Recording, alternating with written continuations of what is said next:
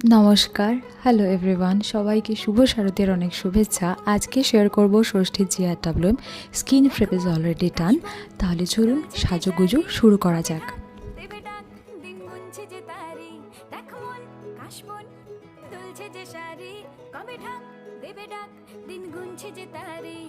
শিউলি মাখা গল্প আগমনীর সুর, তোমার টুলির গন্ধ ছড়ালো, বলো বলো